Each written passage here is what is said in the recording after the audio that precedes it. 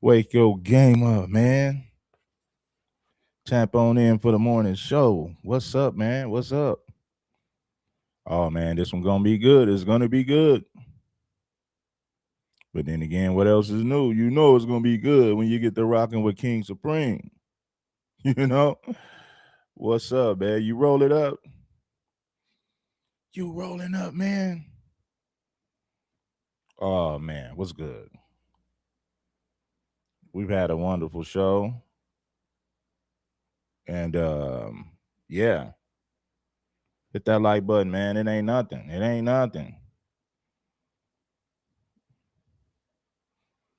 Salute, salute. Reg Dog, Kenny Mac. We back. We back with some more content. Miss Red Wine. It is time to shine.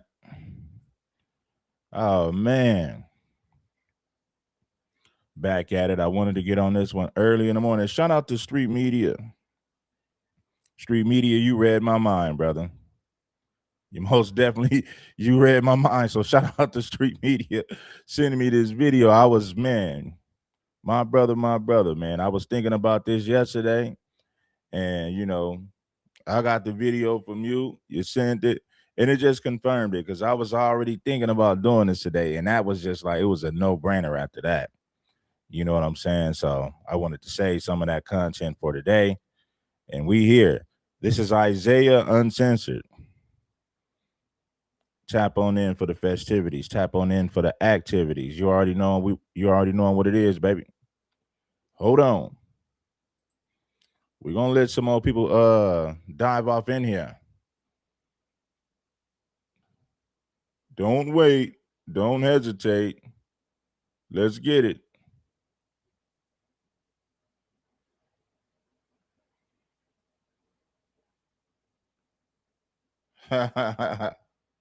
What's the chick name? Ashley what? Gonzalez?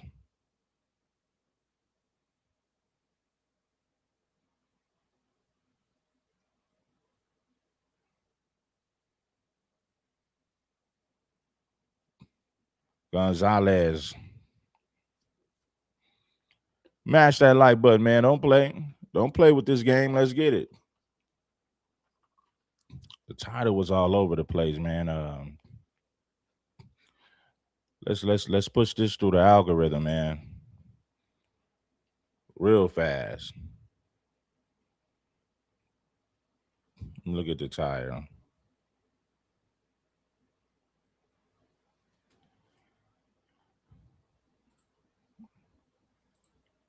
Here on The Factor this week. She's been stripped of her police powers after the release of an alleged video of her repeatedly using the N-word. But beyond the badge, this incident exposes a much deeper, uncomfortable truth that few people want to tackle, talk about, even address: the unspoken tensions between the Black and Latino communities.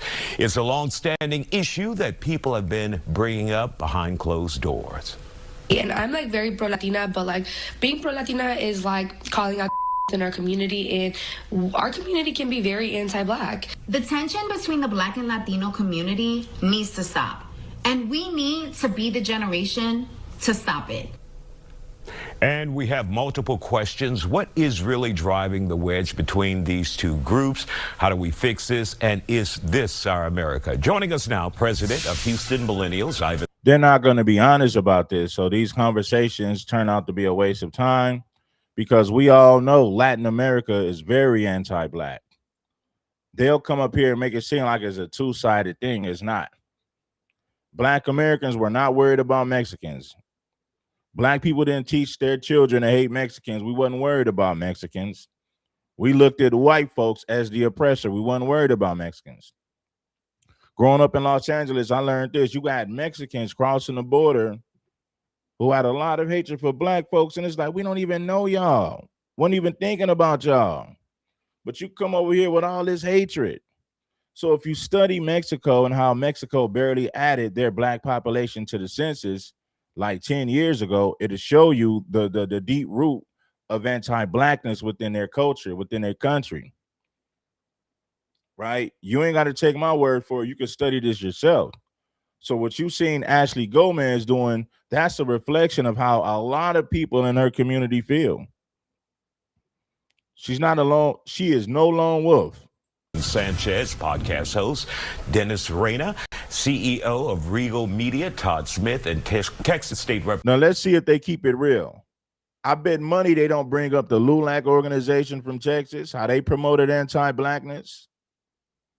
They're not going to talk about it. See, the thing is, we need somebody on these panels that's going to keep it real. They need somebody like me on these panels so I can just tell the truth about how they feel politically, how they feel about us on the streets, the anti-blackness that comes from their country.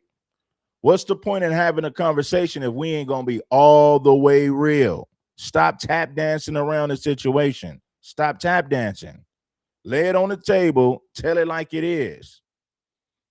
Representative Jolanda Jones, glad to see you all here on The Factor Uncensored. Now, just hearing that officer led us to question, this is more than just about her. This is a problem that we have in America when it comes to the black and brown divide. So let's begin with you guys, and I want to hear your honest opinion. Do you think this is an issue? Oh, it's absolutely an issue. I mean, I saw it when I was on the HISD school board, where you had the Latino board members and one ally with them literally fire illegally the black superintendent.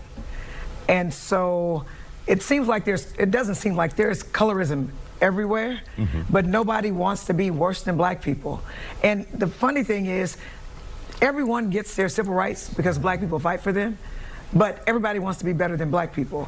And you can tell with the video that she sent to her friends, that her friends, I guess except for the one who shared it, are okay with it. She was comfortable talking about it. And you see it now because I think that Trump has just made it okay for people to show their racism. And in this particular instance, it's anti-blackism. And she doesn't need to— What do you mean Trump made it okay? Come on, you said a few things that made sense, then you said something that's stupid. This country was racist way before Trump got in office. So Trump didn't make it okay. This country was already racist before Trump got in office. See, she voted for Kamala Harris. This is what's crazy about women like this. She's talking about this anti-blackness that comes from the Latinos, but she voted for open borders. You voted for these people to come over here. You voted so that the borders can stay wide open, but then turn around and pretend like you got a problem with it. Clearly, she voted for Kamala Harris. So if you voted for Kamala Harris, you are part of the reason that people like this can come over here by the millions and they bring their anti-black culture with them. Are you this foolish? Are you this slow? You continue to vote Democrat, you continue to vote for open border policies, but then you get mad when your open border policies brings millions of anti-black Latinos right across that damn border. Come on, people. Can we really be this slow? Can she really be this damn slow? You're part of the problem because you keep voting for the open borders. Then you want to complain about the same people that you allowed to come over in the first place. My God, some of these people ain't got no have any power. Can be very anti-black. The tension between the black and Latino community needs to stop. And we need to be the generation to stop it.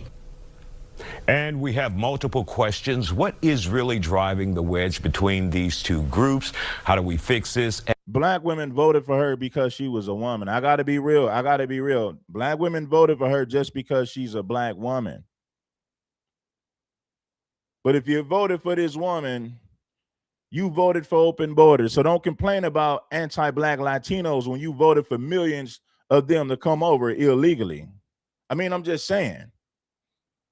And is this our America? Joining us now, President of Houston Millennials, Ivan Sanchez, podcast host, Dennis Reyna, CEO of Regal Media, Todd Smith, and Texas State Representative Jolanda Jones. Glad to see you all here on The Factor Uncensored. Now, just hearing that officer led us to question, this is more than just about her. This is a problem that we have in America when it comes to the black and brown divide.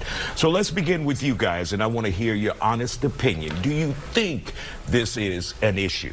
Oh, it's absolutely an issue. I mean, I saw it when I was on the HISD school board, where you had the Latino board members, and when one ally with them literally fire illegally the black superintendent. And so it doesn't seem like there's colorism everywhere, but nobody wants to be worse than black people. And the funny thing is, everyone gets their civil rights because black people fight for them, but everybody wants to be better than black people. And you can tell with the video that she sent to her friends, that her friends, I guess except for the one who shared it, are okay with it. She was comfortable talking about it. And you see it now because I think that Trump has just made it okay for people to show their racism. And in this particular instance, it's anti-blackism. And she doesn't need to have any power. She doesn't need to have a badge. She doesn't need to be the police because she's prejudiced against black people. And somebody like that is dangerous to us. We literally could end up being on the street dead. So I'm glad they stripped her of her powers. She doesn't ever need to be law enforcement anywhere in the United States or in Texas. All right, Ivan, let's hear from you. Your thoughts about this. First of all, do you acknowledge there is a problem? There is definitely a problem, but let me be clear. Making this entire thing about Latino versus black is totally wrong. This is about the MAGA mindset versus the minority community. I looked at her voting history, and This ain't got nothing to do with the MAGA mindset.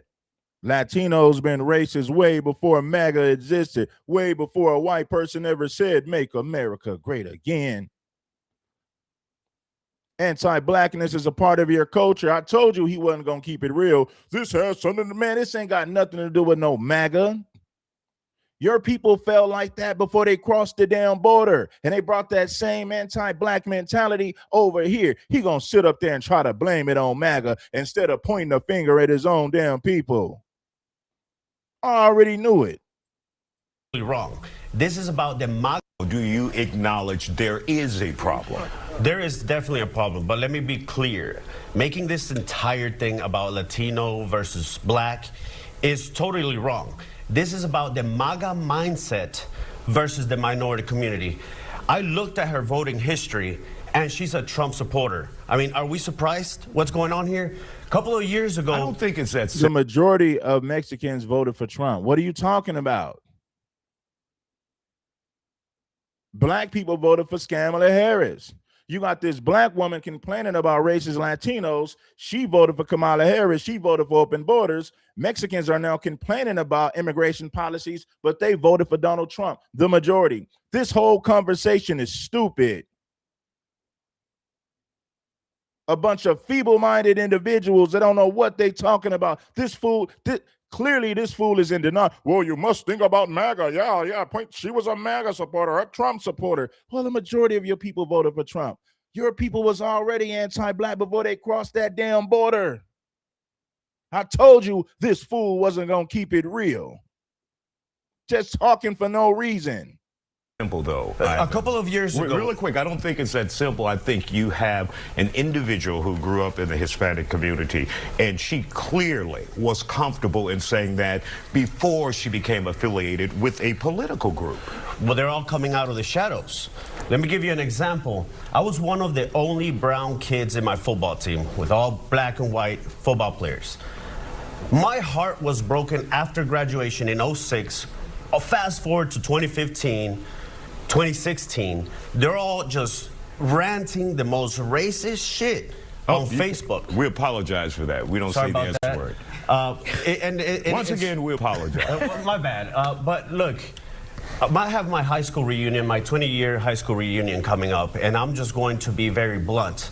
People have empowered me to use my voice to speak truth to power, and I'm going to confront these folks. They were hiding their hatred for a very long time. So it comes from stemming from their parents giving them this hatred. So there might be a divide because we're not perfect, but we have a lot of work to do. All right, no more S words, no more F words. Yeah. But let's continue this conversation, Tom. I have another S word that's more appropriate. It's self-hate. and the need to be a model minority. I agree with what both of these, with Jolanda and Ivan said. Yes, it's people wanting to be better than black people, but we have a lot of minorities that want to assimilate and be accepted by the majority society, in a majority culture, and they'll do anything. And the majority culture, the dominant society, is white people. They go against black people for white acceptance. Just call it what it is. Mexico barely added blacks to the census 10 years ago. Blacks been down there for centuries. Mexico ignored their black population's existence, ignored it, kept them out of the census.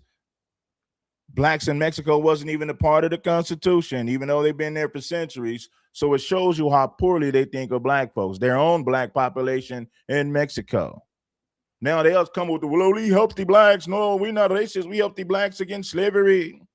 They won't talk about the anti-blackness that went on in that country. Vincent Guerrero, the second president of Mexico, was assassinated. Why? He was campaigning and fighting for conditions to be better for black people. So the moment that he liberated Mexico from Spain, he was assassinated by the white Latinos in Mexico. Vincent Guerrero, his nickname was El Negro. El Negro was Vincent Guerrero's nickname. They brought that anti-black mentality over here with them, homie. This is deeper. The root of this anti-blackness comes from their homeland. But don't nobody want to talk about that. They want to skip past that conversation. To distance themselves from the others. I'm not like this person, I'm not like that group, and that creates the division. We want to show that, oh, I'm better than the black person, I'm better than a Hispanic person. When, like Jolanda said, rights for minorities came from black struggle and from black civil rights. So a lot of us are fighting the same battles, but we're not realizing that we're on the same team to fight racism. You know what I mean? We're not. The LULAC organization in Texas made it clear decades ago. We want nothing to do with Negroes, and Mexicans belong to the Caucasian race. I played this video several times. It's going to take all of us coming together, Hispanic, Asian, black, white, to fight racism. And until we stop trying to be that model minority, and until we stop trying to be better than the others, we'll continue to be at odds with each other, and we'll get nothing accomplished. All right, Dennis, let's hear from you. What are your thoughts? I mean, my issue with this is... Make sure you guys get the license. I'm going to show you the video how the LULAC organization in Texas, and the LULAC organization are the civil rights leaders for the Mexican and Latino community. I'm going to show you how their civil rights leaders felt about us. And guess where they got it from? They got it from their parents and grandparents. That mentality came from Mexico. They brought it over here, homie. Let's get to the root of the problem instead of talking about what you can see on the surface. We can talk about what's on the surface, but at the same time, we're going to get to the root of the issue. King Supreme going to lay it all on the table. I ain't going to hold no punches. Hispanics. And that creates the division. We want to show that, oh, I'm better than the black person, I'm better than a Hispanic person. When, like Jolanda said, rights for minorities came from black struggle and from black civil rights. So a lot of us are fighting the same battles, but we're not realizing that we're on the same team to fight racism. You know what I mean? It's going to take all of us coming together, Hispanic, Asian, black, white, to fight racism. And until we stop trying to be that model minority, and until we stop trying to be better than the others, we'll continue to be at odds with each other, and we'll get nothing accomplished. All right, Dennis, let's hear from you. What are your thoughts? I mean, my issue with this is Hispanics, you know, who use the N-word feel like they have the right to use the N-word, right? And I think that that's the wrong mindset. There's two versions of it, right? There's the way that this, you know, lady was speaking on her. What we see there appears to be pure hate. Exactly. And then there's the way I'm not gonna lie to you, the way I grew up was I'm literally one of 3 Mexicans around a bunch of black friends playing sports. I didn't see an issue saying the N-word because my black friends didn't see an issue with me saying the N-word, right? And I tell this story all the time. I stopped saying it in 2009 after my second child. My second child, both of my kids are both half black. And I had to realize, like, I have to be the one to change it. My black friends weren't telling me to stop saying it. I have to be the one to change it because I have to also teach my kids that whoever is going to use this word is ignorant, right? And I think that it starts there because it's a level of ignorance as a Hispanic growing up that you don't know. You don't understand that this term is so hateful and holds so much weight to it that you have to learn that on your own and say, okay, now I need to stop this. And really quick though, I don't want to get just caught up on the N-word. That's an easy conversation. Yeah, like the N-word, man. Let's move past the N. We're not talking about saying that. We talking about the anti-blackness from your culture, the root of the problem. See, Mexicans come up here and try to make it seem like it's a two-sided thing. Black people were not thinking about Mexicans. Our grandparents and parents did not grow up around Mexicans. Most of our people come from the South. They wasn't even raised around Mexicans. So they never taught us how to hate Latinos and Mexicans. Mexicans, on the other hand, they come from a culture that promotes anti-blackness. That's the major difference. You know damn well your grandparents from Louisiana, Mississippi, and Alabama, they didn't grow up around Mexicans. So they didn't teach us anything about Mexicans. Most of them didn't even know what Mexicans was. They didn't grow up with them. They never lived around them. So they never taught us to hate these people. But on the other hand, their people taught them to hate us. This is why George Lopez would tell you the biggest fear of a Mexican father was that his daughter would bring a black man home. Ryan Garcia, the Mexican boxer, he was caught on camera calling blacks N-words and monkeys. His daddy was calling us nappy heads and monkeys. Teofimo Lopez, another Latino boxer, said a lot of anti-black comments. You got Ashley Gonzalez. You got Nuri Martinez in the LA City Council calling us monkeys in Spanish. The list goes on and on. This mentality comes from their culture. In the last 30 seconds before we go to break, have you seen or experienced hate of black people by other Hispanics? So, that's what we're talking about. And this was going to go into what I was going to say is my family, right? My family is, they're all from Houston. They're all from Texas. Let's hold you there because we want you to finish that story. And these are Texas Mexicans right here. These ain't California Mexicans. These are Texas Mexicans. So let's get the record straight. Press that like button soon as you tap in, man. Is I have to also teach my kids that whoever is going to use this word is ignorant, right? And I think that it starts there because it's a level of ignorance as a Hispanic growing up that you don't know. You don't understand that this term is so hateful and holds so much. Atlanta, there's not enough Mexicans in Atlanta for them to be racist, bro. That's what I'm telling you, homie. So when you people from Georgia say it's not enough of them down there, they don't have enough numbers to be racist towards you. They're going to be nice.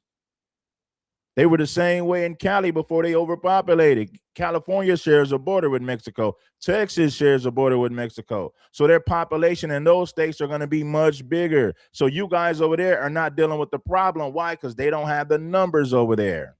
There's strength in numbers. There's power in numbers. You get a bunch of anti-black people in large numbers together, they're going to create some problems. Weight to it that you have to learn that on your own and say, okay, now I need to stop this. And really quick though, I don't want to get just caught up on the N-word. That's an easy conversation.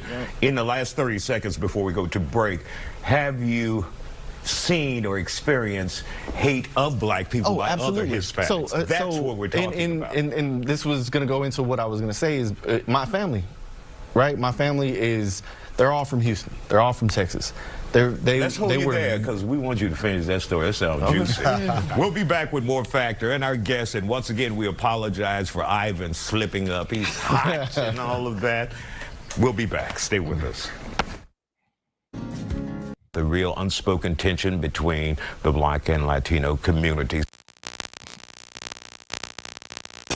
My family used to have very hateful ways in speaking about black people as I was growing up, right? And as a child... See, he kept it real. He said his family had a lot of hateful ways when it comes to speaking about black people. I can respect the realness. Come on, keep it real. Lefty gunplay. My family used to have very hateful ways in speaking about black people as I was growing up, right? And as a child, I didn't see, that this was right or wrong. I just saw, okay, this is kind of how my family speaks when they're speaking about, this race or whatever.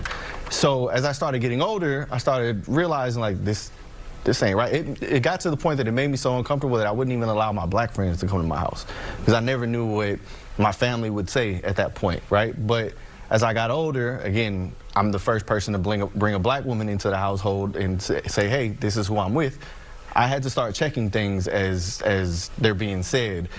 I'm at a party. I don't want to be at a family party worrying about what my family's going to say out of line, out of pocket.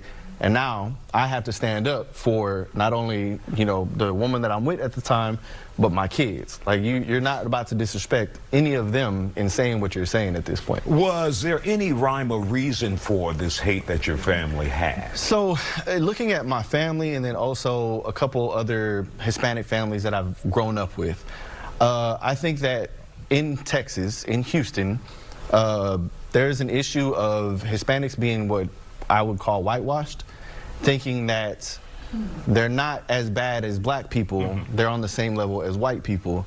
But in reality, certain white people will look at both, everybody sitting here on this panel today and be like, I don't like any of you, right? So I think it's a very whitewashed mentality that a lot of older Hispanics have. And they call that cultural assimilation. Right. I like when they keep it 100. It's a whitewash mentality that you see from a lot of older Latinos and Hispanics. Keep it real. That mentality comes from their country. They brought that mindset with them when they crossed the border. I'm not lying about that. Study Latin America. Study the history of Latin America, and you will see the root of anti-blackness. They've been indoctrinated to feel this way about black folks. The Spanish conquistadors indoctrinated them. Come on, homie, this is simple mathematics. All it takes is for you to do a little bit of research, some studying. You will say, oh, damn, they brought that crap with them. They already felt like that in Mexico. They already felt like that in Cuba. They already felt like that in the Dominican Republic. They already felt like that in Guatemala, El Salvador, Colombia.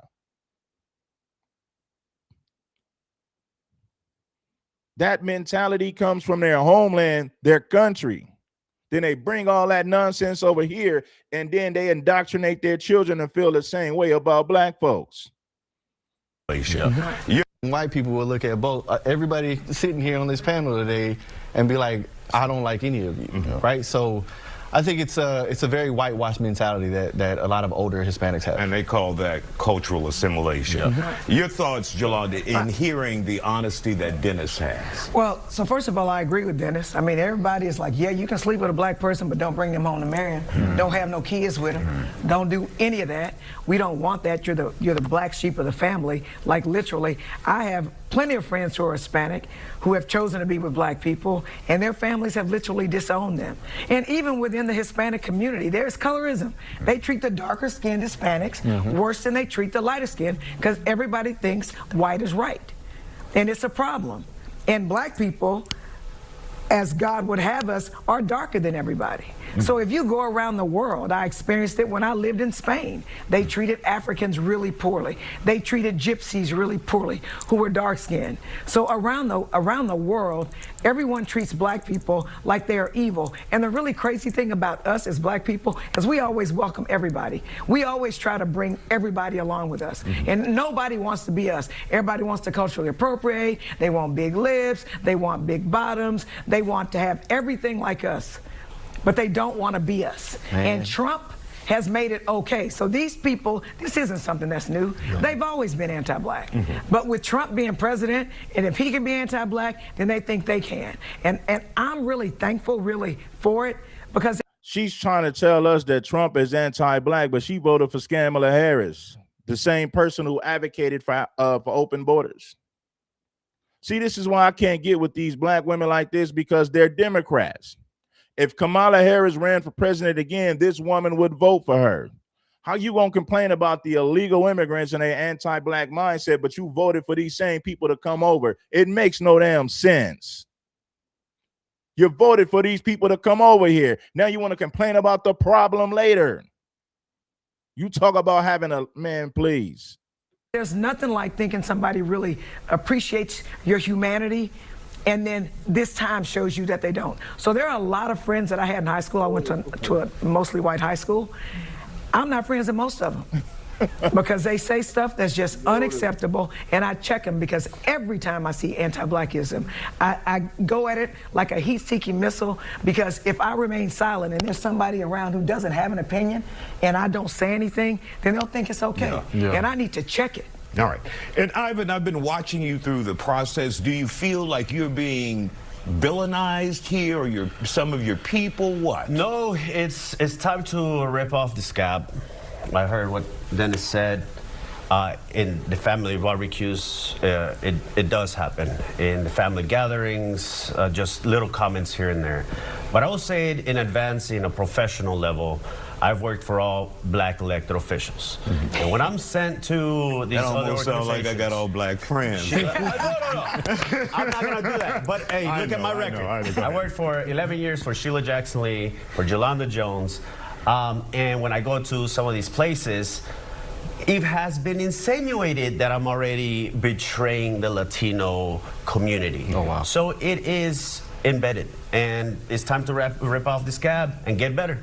And so I like what he said. He kept it real. He said you go to the family barbecues, you're gonna hear people say mayates, the negritos, the chenates.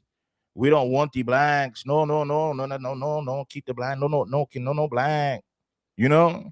So at least these two Mexicans kept it real about the racism that comes from their culture, their community, their homelands. It's embedded in their psyche. They've been indoctrinated to feel this way about black folks. At least they kept it real. Man. For Sheila Jackson Lee, for Yolanda Jones, and when I go to some of these places, it has been insinuated that I'm already betraying the Latino community. Oh, wow. So it is embedded, and it's time to rip off the scab and get better. And so in the last time we have here, guys, how do you see us bridging the gap, trying to work this out, if at all? Like Dennis said, you have to check people. When people have racist views, you have to check them. Yolanda would do it, but I think it's better when it comes from somebody in the community. Because a lot of times, they're just complaining.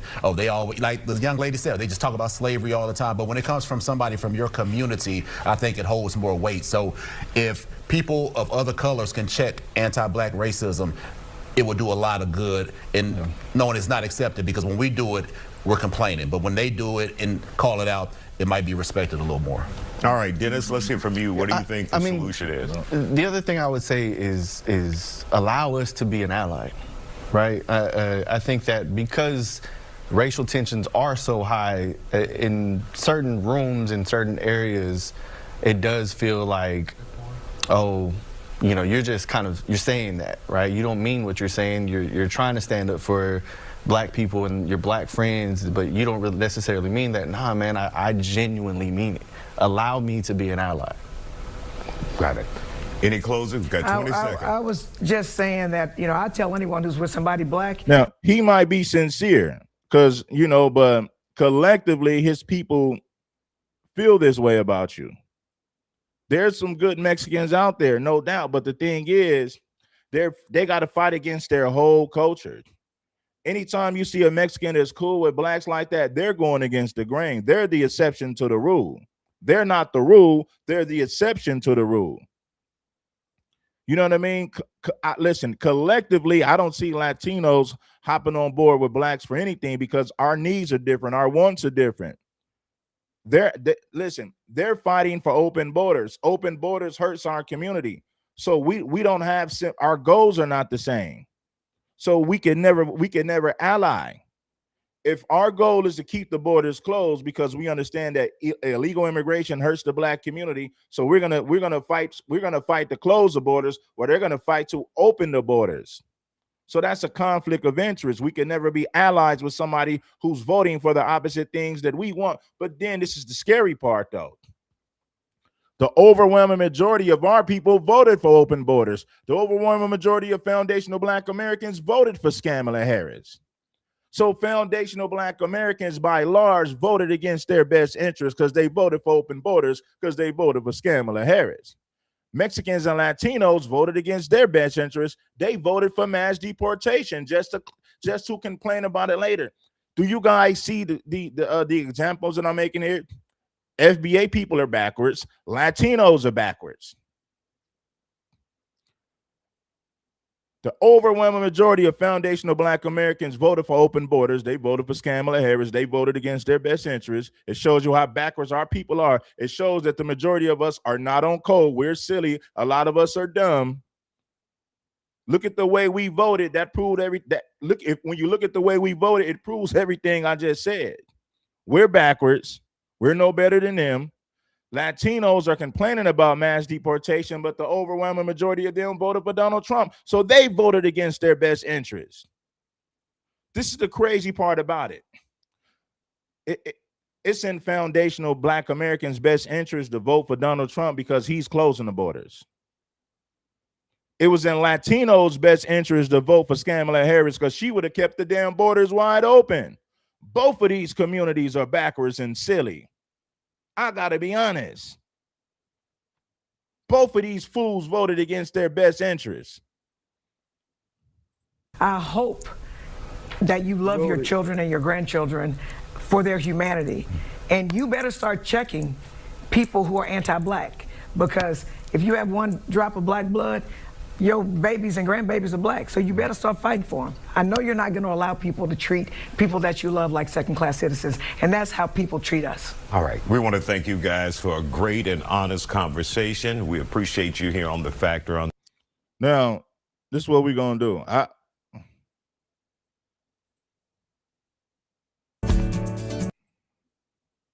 Pure hate. Exactly. And then there's the way I'm not going to lie to you, the way I grew up was I'm literally one of 3 Mexicans around a bunch of Black friends playing sports. I didn't see an issue saying the N-word because my Black friends didn't see an issue with me saying the N-word, right? And I tell this story all the time. I stopped saying it in 2009 after my second child. My second child, both of my kids are both half Black, and I had to realize, like, I have to be the one to change it. My Black friends weren't telling me to stop saying it.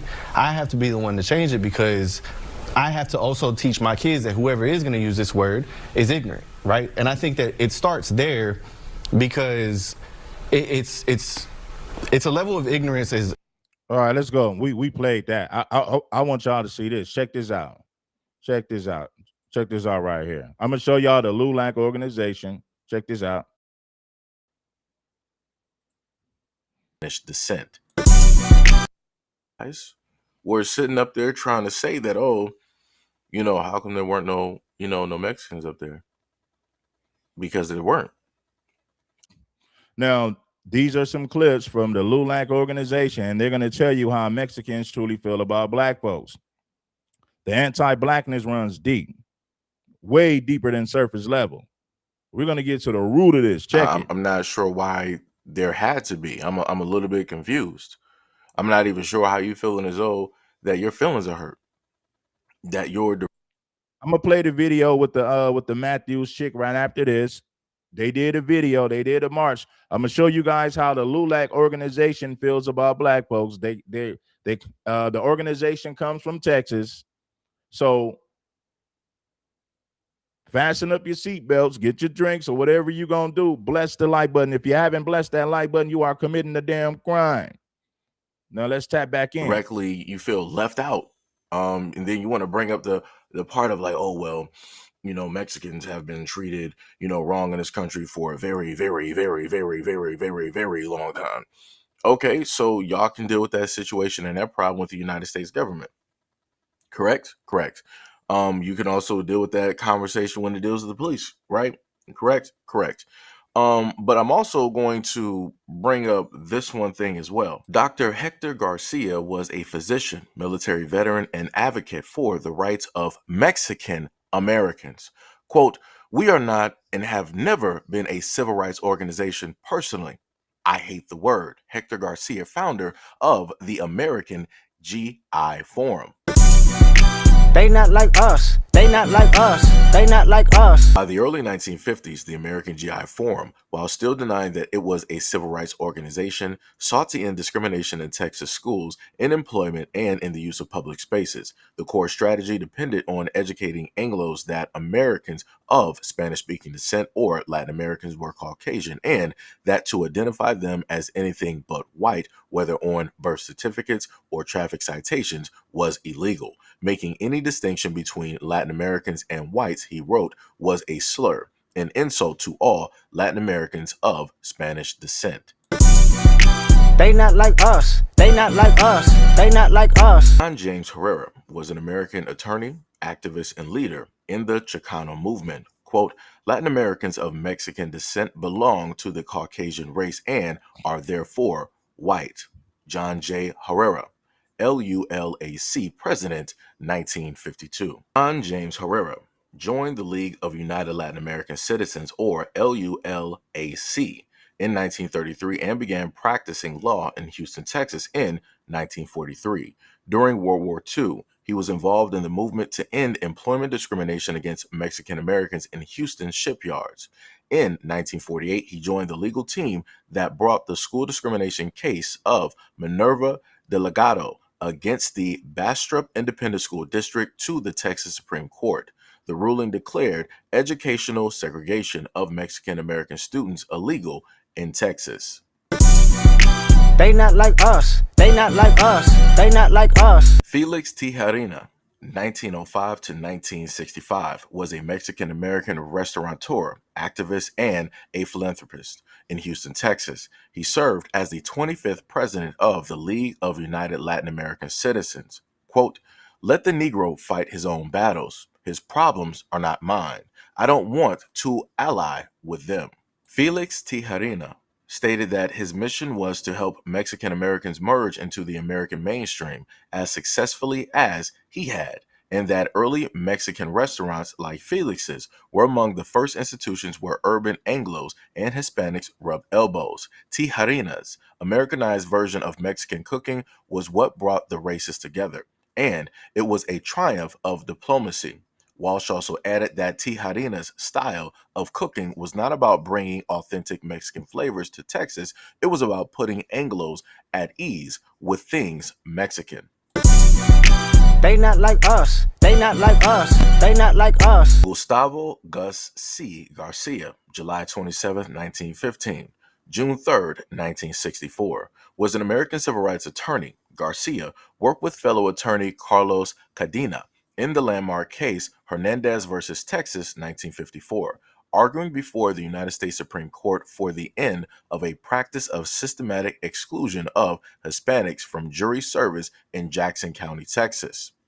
Gustavo stated this, I know Negroes aren't getting their full share of democracy, but frankly, I'm prejudiced against Negroes, and I do not believe that they are entitled to everything that we get. Garcia served as legal advisor to the League of United Latin American Citizens from 1939 to the 1940s. He was elected to the San Antonio Independent School District Board of Education in April of 1948, but later resigned. He helped revise the LULAC Constitution to permit non-Mexican Americans to become members in 1949. In that year, he also served as a lawyer to the family of Felix Longoria and helped contract negotiations for the rights of workers in the United States-Mexico Barcero program. On May 8, 1950, Garcia and George I. Sanchez appeared before the State Board of Education to seek desegregation enforcement. They not like us. They not like us. They not like us.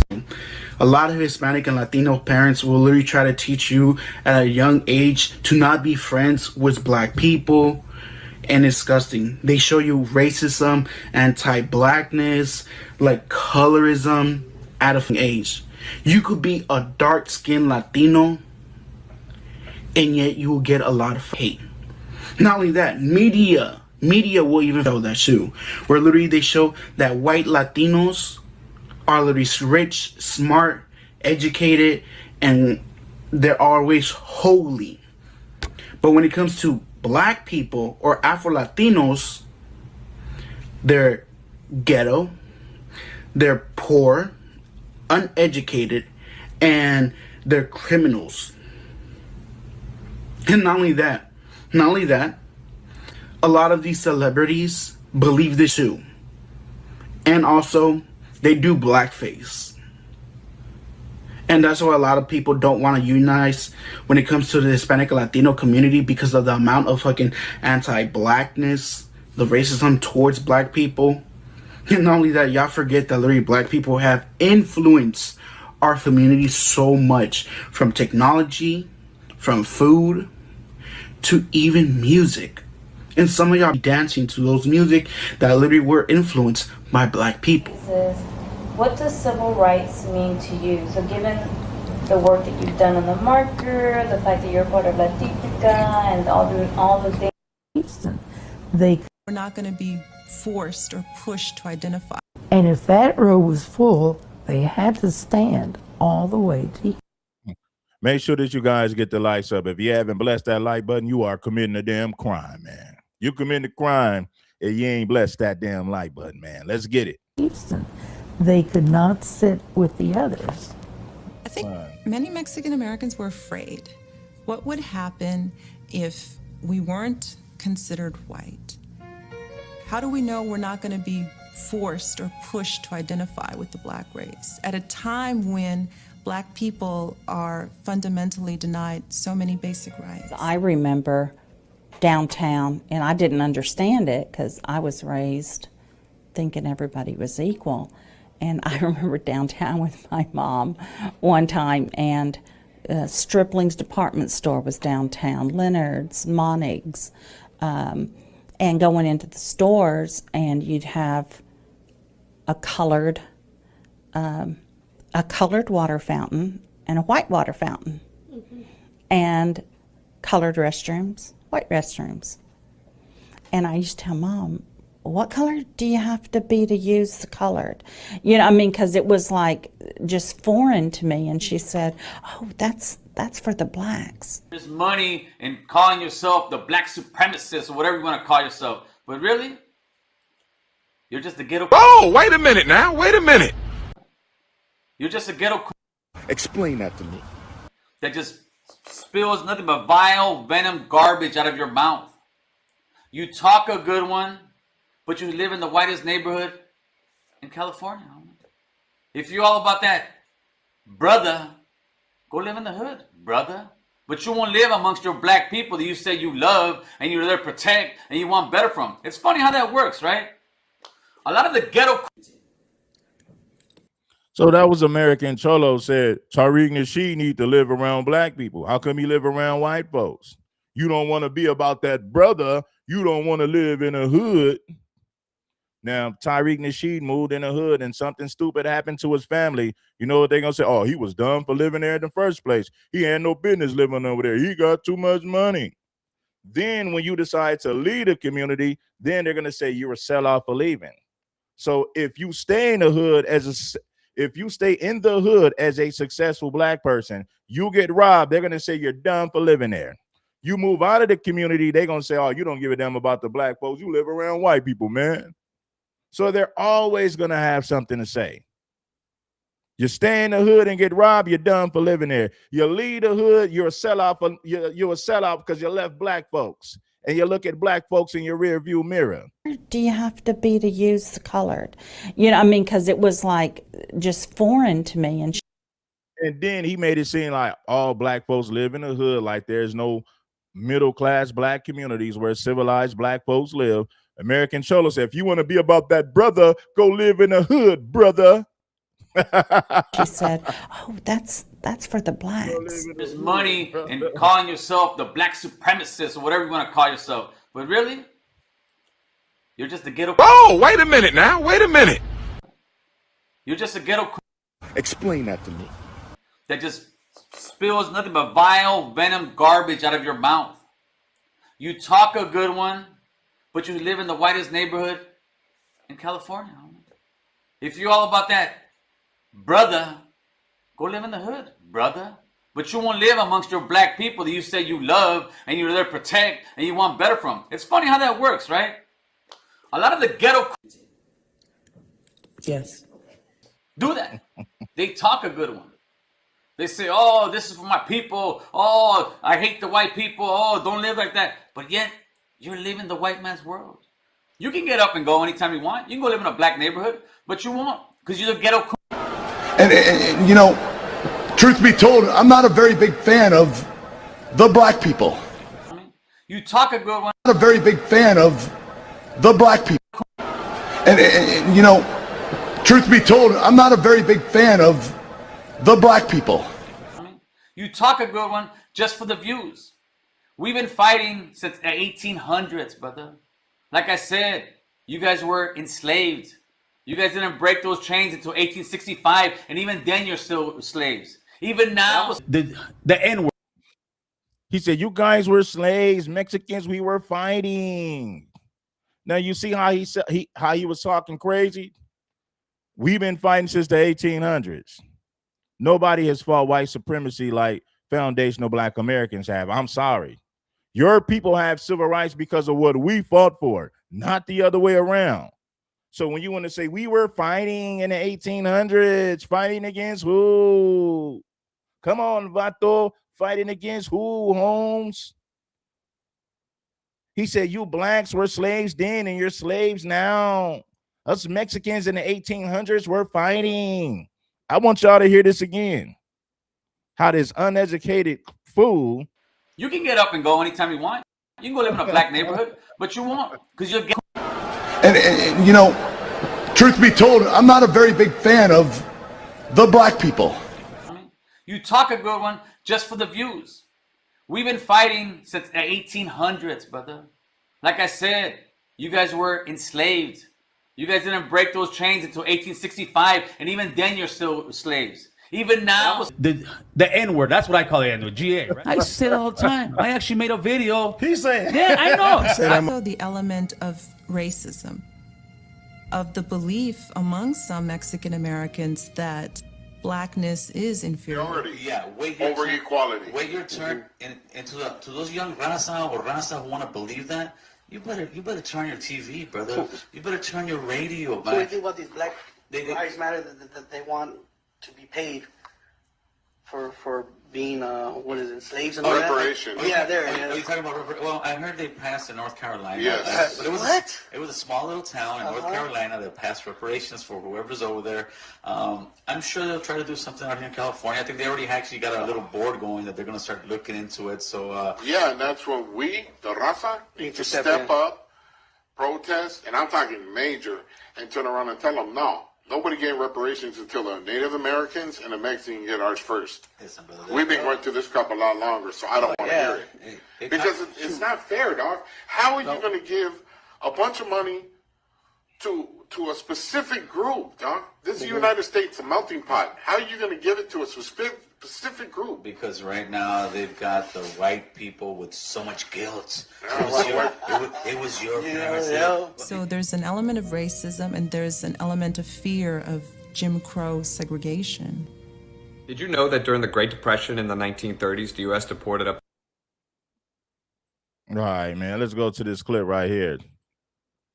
I got one for you. I got one for you, man. Oh, man. Check this out. I'm Dr. Candace Matthews, national-renowned human civil rights activist, advocate, author, and also the National Minister of Politics for the New Black Panther Nation. We are here in regards to a rogue cop. Now, they finna talk about the Ashley Gomez chick, right? Shout out to Quanell. Shout out to the homegirl right here. They finna go in. Get the likes up, man. If you guys want me to drop the link, we got to get some more people to bless that like button. We got to get some supporters. Support the platform, get the likes up, and I'll drop the link with no problem. Put some love and respect on the show. That has to be here today at 1 o'clock because it was brought to our attention that it may be that she may be given a out for resignation instead of being fired. Everybody seen that egregious video that she made speaking of the black community. One, she does not speak for the Hispanic community. Two, you would not speak about my community in that manner and hold that badge. You think that one, that we're gonna allow you to do that in our city. I bought the belt of justice today because we want to let the leadership know at HPD that you're not gonna go behind doing back alley deals. You're gonna draw a line in the sand today because let's be clear, that badge that she had on her comes from us, the community. That's who it comes from. And so you would not use that badge to weaponize us. Is what you're not going to do. So with that being said, we are here to let them know that the community is watching, because this is how road cops are recycled, by letting them resign knowing that they displayed misconduct or some type of behavior that is unacceptable. So before that happens, it's going to be some smoke in the city. We are laying the groundwork for every city to watch what we're doing. Look how fast we moved on this. We can't no longer sit around and just talk about it on social media and don't put action behind it. They have to understand, when you do this type of stuff, this is a problem. We would not allow an officer to cause friction between the police station, with the police and the community. We are for community policing. We're not for that. You would not use. Yeah, if you guys want me to drop that link, we got to get 400 likes and we got to get some damn contributors. So once we get close to 400 likes, then I'll drop the link. The likes are free. Let's go. It is time to go up. It is time to stand on business. Stop voting for Democrats. You're voting for Kamala Harris. You ought to be embarrassed of your damn self. Use that type of language and claim that you're representing the Hispanic community and you want to try to put a wedge between African Americans and Hispanics. You're not doing that in our city. We're not having it. It's already a wedge. You can't say she's trying to create a wedge. The wedge is already there. All she did was expose. Well, she didn't expose. All she did was speak on something that we already knew existed. She was just real enough to say what she was thinking. The wedge was already there. Division was already there. There is no unity between no black and brown community. They have their own agenda. We have our own agenda. There's no coalition. There's no unity. Let's keep it a buck. Quit playing. It is time to stop playing and be honest about what's really going on. There's no coalition. Hatred and division was already there way before this woman said what she said. And so today, when you do this type of stuff, this is a problem. We would not allow an officer to cause friction between the police station, with the police and the community. We are for community policing. We're not for that.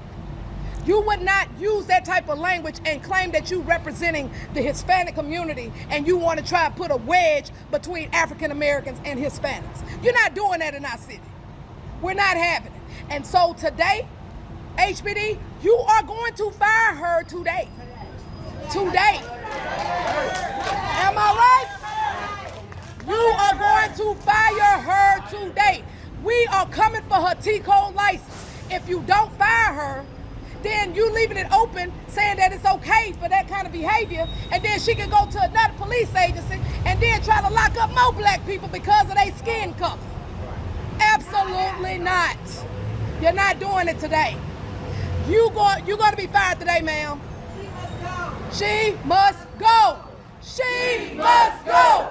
She must go. She must go. She must go. She must go. She must go. She must go. She must go. She must go. In the name of God, the beneficent, the merciful, we thank you for your presence and your patience. One, we are demanding that the Houston Police Chief uses his executive powers and terminates this officer. Secondly, we're asking the Houston Police Officers Union, for the first time in Houston history, take a historic step and refuse to represent this woman in her appeal hearing. It's been brought to our attention that she's going to appeal the firing if she's fired. We're saying to the union, tell this officer she does not even deserve or qualifies to be represented by your organization. If you are a union that truly believes in justice, don't get this notorious racist cop job back like you've done others whom the chief's office has fired. We're asking the union to stand down on this one and terminate this racist snake. Secondly, we want every single case she has ever worked on as a Houston police officer involving an African-American male or female to be reopened, re-examined, reinvestigated. Because if this no good, dirty, racist cop has that mindset, that attitude. It wasn't born that night on social media. It's been in her. So how many black men, how many black women are sitting in jail, maybe sitting in prison, all because of this woman's racist, biased views toward them? We want the DA's office to launch an internal probe from the Public Integrity Division, investigate every case she's ever worked on. This woman is a no-good, dirty, low-down racist snake, and we do not want her among us. Now, a message to this racist cop.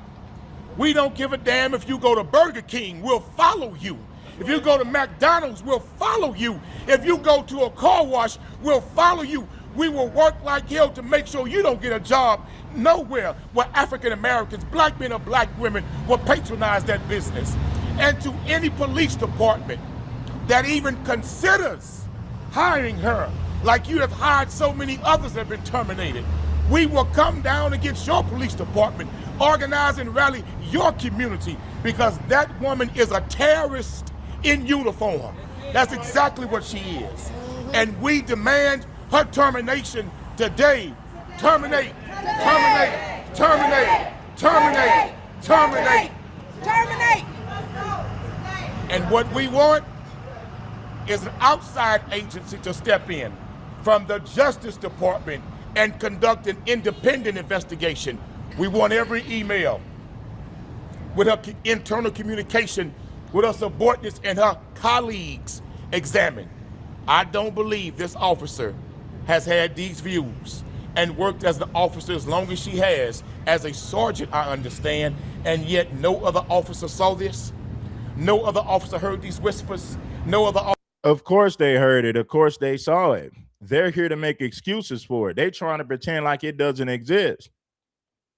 Racism has infiltrated law enforcement well over a century. A lot of your Ku Klux Klanmen became sheriff deputies and police officers. The Grand Wizard of the Ku Klux Klan was the head of the sheriff department in Mississippi. Right after when he gets off of work, he goes to a Klan rally. He's the Grand Wizard of the Ku Klux Klan, but he was the top sheriff of Mississippi. Imagine that.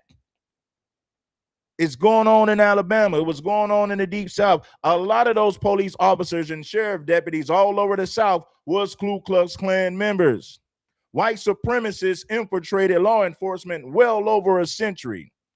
Over 100 years ago, they've already infiltrated law enforcement. Some of the people who are supposed to serve and protect are white supremacists, Klansmen, racist Hispanics, as you can see in Houston right here. See, at first they had Ku Klux Klansmen and white supremacists joining your local police department. What they're doing now is they are hiring a bunch of anti-black Latinos to patrol black communities, just like they used to hire Ku Klux Klanmen to become police officers so that they can patrol black communities. That's why you deal with so much police brutality. You got Ku Klux Klan members patrolling your damn community, pretending to be police officers, hiding behind that damn badge. It's been going on for too long. Officer saw this kind of communication. This woman was too open, too free. She was too bold. She was too cocky to say what she said in the way that she said it. She really said to black people, I don't give a damn what you niggas think. I'm going to say it like she said it. Examine.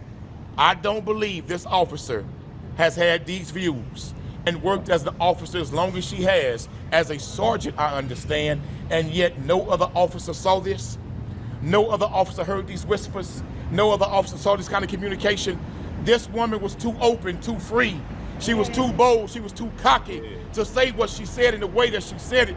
She really said to black people, I don't give a damn what you niggas think. I'm going to say it like she said it. Nigga, nigga, nigga. That's what she was saying. Well, we say terminate, terminate, terminate, terminate. Terminate, terminate, terminate, terminate, terminate, terminate, terminate, terminate, terminate, terminate, terminate, terminate. Come on, sister. Hi, my name is Tiffany Rochelle. I am the mother of Jalen Randall. My son was shot and killed by an officer that worked for Houston Police Department, Shane Privet. We don't want to get one police that is corrupt. We want to get them all. It is unfair how they dictate what they're going to do with these police officers when they go out here and they shoot, they talk about black people, racist. We are not going to put up with it. We are not going to put up with it. We want justice, no peace. And we can't get it, we're going to shut it down. We're going to shut it down. So I'm here today to talk about these corrupt police, the corrupt system that they continue to support, the chief of police, all of these guys that continue to support the corruptness in the police department. And I'm fed up with it. I don't appreciate what she said. I want her fired. Shout out to Steffi. Shout out to Steffi Weffy for the 25. I appreciate you, sister. Shout out to Jamar for blessing us with a 7. Shout out to my girl Tiffany for blessing us with a 30. With a 30 piece. Oh, shout out to my girl Erica for blessing us with a 20. The ladies are coming through with a whole lot of support. Shout out to the ladies for blessing that Cash App. Shout out to brother Jamar for blessing the Cash App as well. I can't forget about you. Anyway, let's get back to the content, man. Continue to support the corruptness in the police department. And I'm fed up with it. I don't appreciate what she said. I want her fired, just like I want all the other corrupt officers fired that use excessive force to our community. So, thank you, and I appreciate you guys for being here. Hello, my name is Adrian de Luna. I'm a disabled veteran, Mexicano, Chicano, and I'm here to represent the Hispanic people. We do not support this kind of behavior, and this message is to all the Hispanics out there. Just because you hear the N-word being said and you get a pass, do not say that. This allows other Mexicans and other Hispanics proximity, and people like her are using it in the wrong context and in the wrong way, and this is not us. We are better than this, and we have to do better than this. This is an example of what corruption, discrimination. Can we see what's happening to our communities right now? We're being hunted down. We're being hunted down, and we expect the black communities to stand with us, but we can't stand with them. This is not acceptable. We have to come together, and that's where I'm going to leave it at. Thank you. Thank you. Take questions now. Okay, now we're able to take questions from the media. Are there any questions from the media? Any questions? About what could possibly happen. Hold on, wait.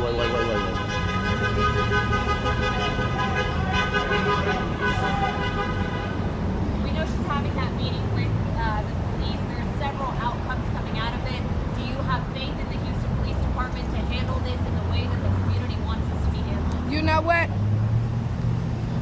The way I'm looking at it right now is that that's the purpose why we're here today. It's because we want them to draw a line in the sand, not only for the community, but for the good cops that they have in there. Because if they turn around and give her the opportunity to resign, that's a slap in everybody's face. And I'm letting you know it's going to be some smoke in the city. Let me be crystal clear. I have no faith in HPD's administration in this case, because it is a slap in the face to everyone in the city to say she's on administrative leave. They watch the same dirty lowdown video that the whole world has seen. And you mean to tell me you can do that and be put on administrative leave to where the taxpayers are still paying her salary? She should have been fired on the spot. Mayor Whitmire should have told the police chief, she's fired today or you both are fired today. He had the power to fire her on the spot. So don't tell us that we should put faith in this process. We know these people, because when they say it's just one bad rotten apple among us, but 99% of them are really good, like hell they are, let me tell you why. They knew we were coming here today. They knew the community were coming here today. After such an egregious affront of a video shown to the world, disgracing this department, where are the good cops not standing here with us, condemning one of their own who is absolutely dirty and should... Where's all the Mexicans condemning his behavior? Show me the Mexican content creators who are condemning his behavior, telling their people this is not the route to go. Where's the police officers standing behind this? Where's the Mexican community? How come you don't see them out there protesting? All right, man, we're going to stand with black folks to let them know that we don't believe in this. We don't get down like this. We're going to speak against this woman. You don't see Mexicans out there in large numbers standing in solidarity with these foundational Black Americans. Hell no, you don't see that. So it tells you everything. Listen, homie, action speaks louder than words. We know why they're not out there. We know why the police officers out there. We know why the police are not out there. We know why the Mexicans are not out there. FBA got to stand alone. We stand together. No one is with us. Everyone is against us. We should understand that by now. This is why we need more unity and solidarity amongst foundational Black Americans. We're all we got. Nobody's going to go to bat for us. You shouldn't expect for them to go to bat for you at this point. Why? Because you should be smart enough to understand it for what it is. Understand things for what they is and not for what you want them to be. Not wear the uniform. The fact that they're not here says a whole lot. And so don't tell us that she's on administration. They knew the community were coming here today after such an egregious affront of a video shown to the world, disgracing this department. Where are the good cops not standing here with us, condemning one of their own who is absolutely dirty and should not wear the uniform? The fact that they're not here says a whole lot. And so don't tell us that she's on administrative leave. Hell no. That's a slap in the face. Fire her now. She should have been fired. Terminate, terminate, terminate, terminate, terminate, terminate, terminate, today, today, Today, today, today, today, today, today. Any other questions? Totally Randy with Black Press USA here. You guys were talking about looking into her cases, the people that she has arrested. Do you have any updates on that? We don't have the power to do that. We have the power to call for it and demand it. But the DA's office has that power. The Internal Affairs Division, which is a joke at HPD, has that power.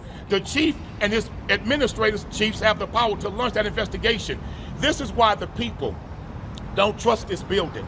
Do you know that 99% of all IAD complaints go in favor of a police officer? Yes.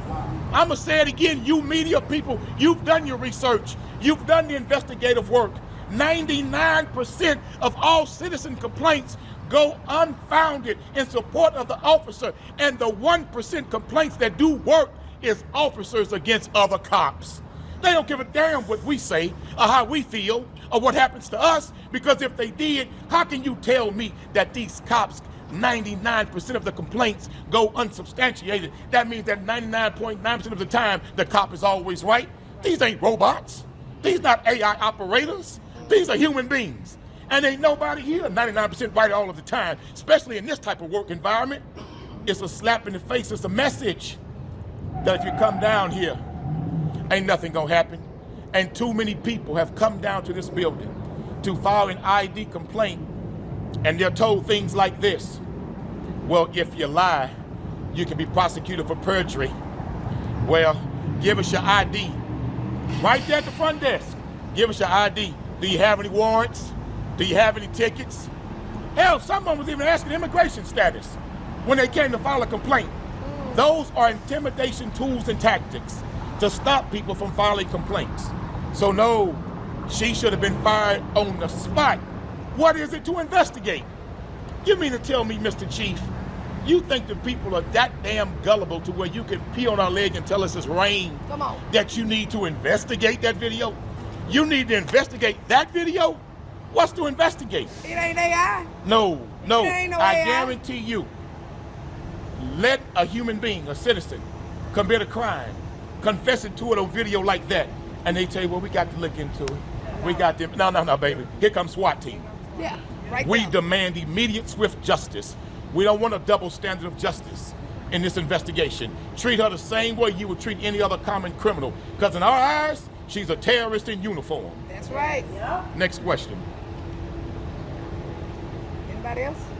Thank you for your presence. Thank you for your kindness. Now y'all can bum rush them upstairs. Juanel, what if somebody sees this video and they've been a victim of something from this officer? What do you want to say to that person? Now let me say this to you. File a complaint with the Department of Justice. Go to the FBI building, file a complaint. Your second trip, go to the DA's office. And you want to file a complaint with the Public Integrity Division of the DA's office. Then you come to this building. If you've had a problem with this particular officer, you feel she's been discriminatory, biased toward you, or did something wrong to you, then third, you come to this building.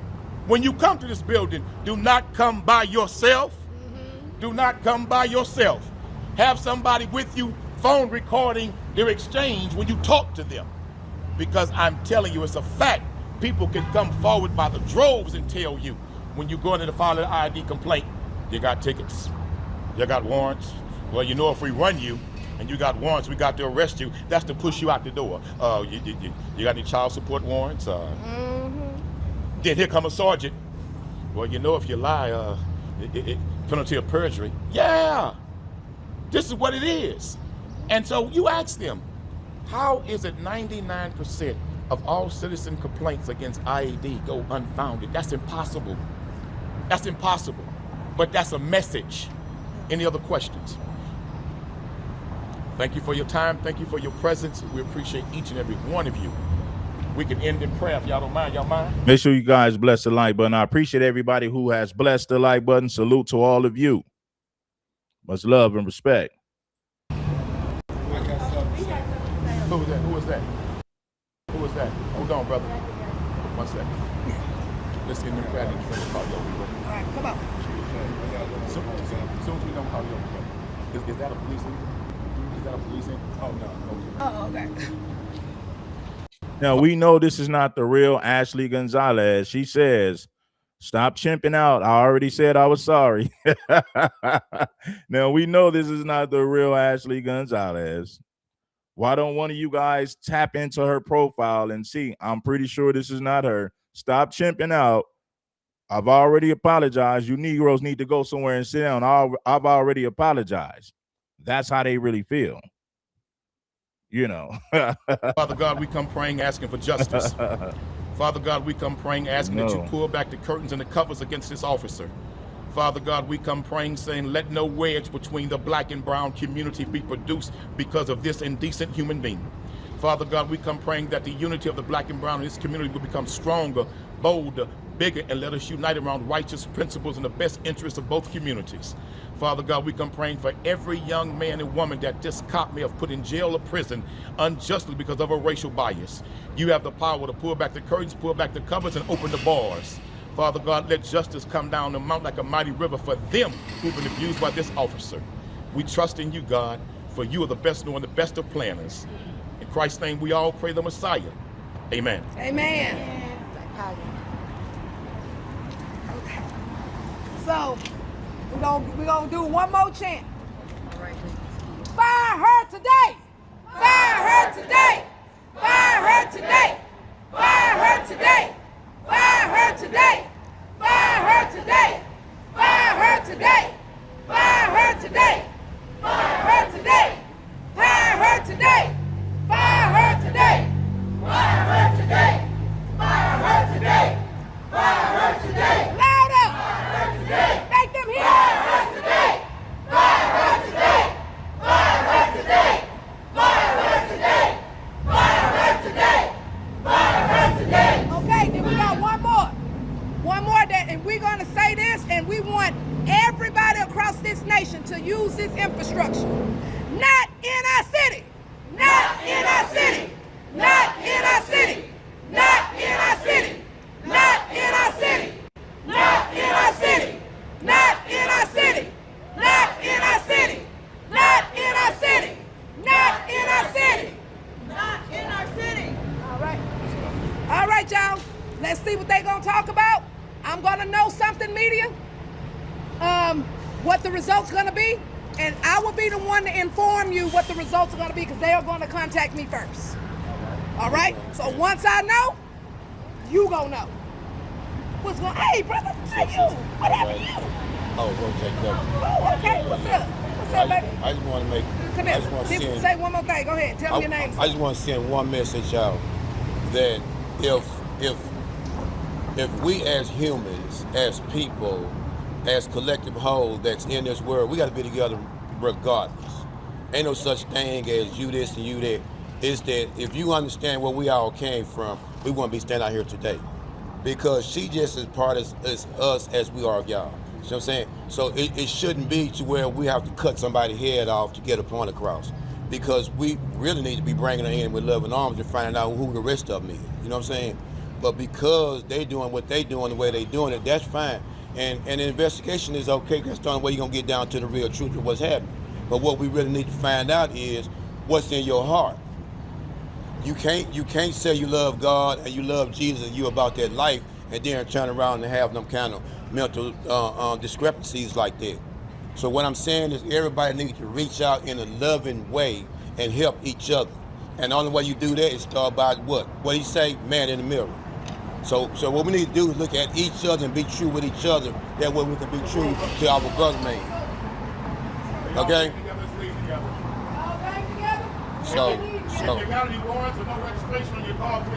Oh man, bless the like button, family.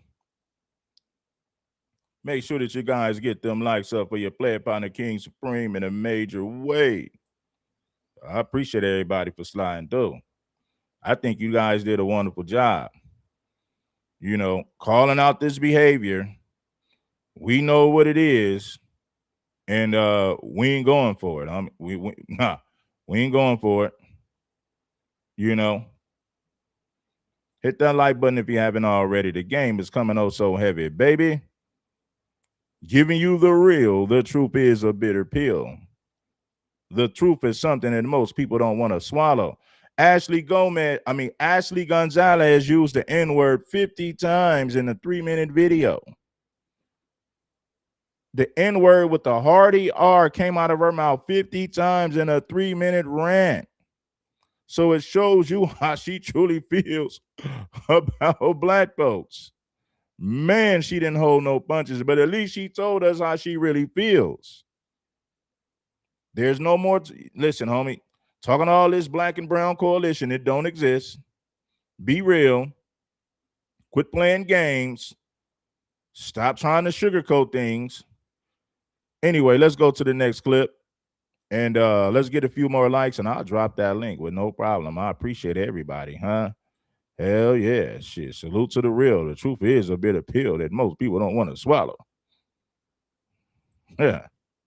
A civil rights attorney is calling for a massive investigation after this video surfaced online showing an HPD officer repeatedly using racial slurs. You're looking at Officer Ashley Gonzalez, who is now on leave tonight. The reaction is growing from the community, legal advocates, and city leaders alike. Fox 26's Karis Belger joining us in studio with those details. Karis. Yeah, Anthony, tonight, this story is growing beyond that video. We're now hearing from someone who says he previously encountered Gonzalez in the neighborhood where she regularly worked. From Attorney Ben Crump on what this could mean legally, and from the chair of Houston's Public Safety Committee on what accountability should look like. Gonzalez has been with Houston police for about 2 years. In the video, she appears to repeatedly use a racial slur targeting black people while also using the term chimps and invoking other racist stereotypes. And today, our colleague Leslie Delspore spoke with someone who says he previously encountered Gonzalez in the neighborhood where his barbershop was and where she would normally work. The only interaction, and I didn't have it, I seen her because I recognized her. It was a while back, a little kid was missing around here. The kid was actually out there by itself, so the parents were missing or whatever. And she came, and we were trying to just tell her, hey, the little kid came from across the street, and she basically, was like, just getting on us about it.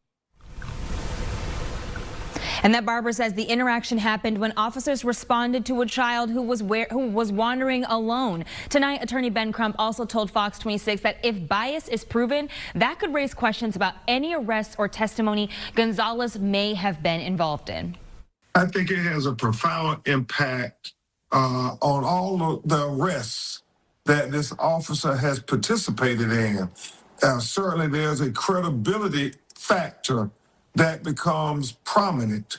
And so I think, regrettably, the state attorney, as well as the police department, should want to review all of the arrests that this officer was involved in. Now, Houston City Council member Amy Peck, who chairs the Public Safety Committee, said in part, the video I saw is deeply unacceptable, and any officer expressing that kind of language and mindset is violating the trust of the community and creating real danger to the public and to fellow officers. She also said that that conduct has no place in our city. So now Gonzalez has only been on the force for about 2 years, so it's still unclear how many arrests or cases she may have been involved in. But tonight, Anthony, this story is no longer just about one disturbing video. It's about community trust, accountability, and whether HPD's investigation could have wider implications. Our top story this afternoon. Now, check this out. Yeah, man.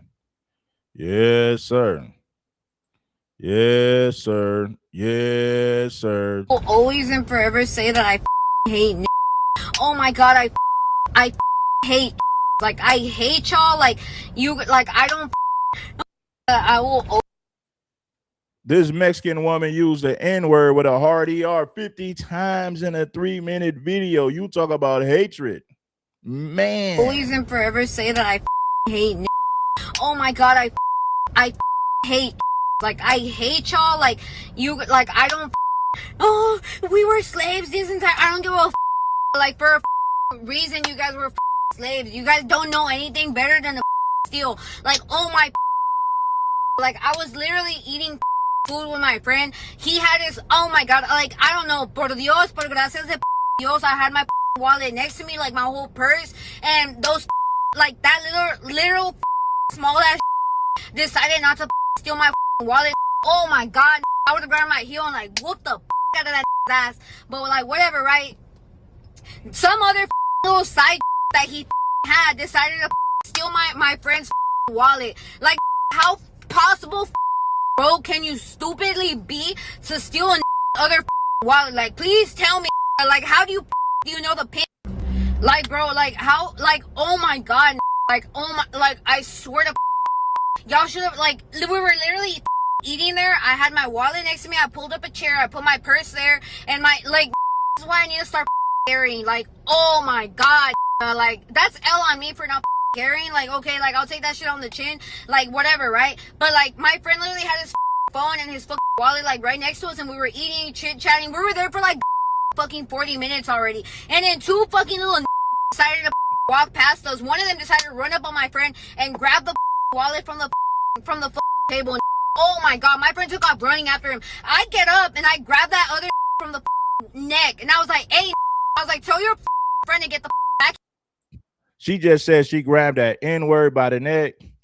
She used the N-word with a hard ER 50 times in a 3-minute video. I'm not exaggerating. Every time they bleep it out, it's an N-word this, N-word that. I grabbed that monkey by his neck. I arrested him. I taught him a lesson. I took pride in arresting this monkey. Man, you talk about deep levels of hatred. Wallet like right next to us, and we were eating, chit-chatting. We were there for like fucking 40 minutes already, and then two fucking little decided to walk past us. One of them decided to run up on my friend and grab the wallet from the table, and oh my God, my friend took off running after him. I get up and I grab that other from the neck, and I was like, hey, I was like, tell your friend to get the back here. He's like, get the off me. Like, I'm not gonna punch a female. I was like, I don't give a. I was like, what the are you gonna possibly say? Like, are you gonna call 911 because I called you a? No, right? Oh my God. I don't know. This shit didn't record, but it was like, I'm kind of glad it didn't record, because it was like me expressing how much I hated black people after this. Like, dog, like, let me get a black person on a 911 call tomorrow, especially. You're going to jail. I don't give a. You're getting treated like a bunch of shit, because why the as you as a small ass are you learning how to feel already? Like, how the like in downtown, Nick, I grabbed that other dude from the neck, and I was like, hey, I was like, get your friend to get over here right now or else. And he's like, hey, back off.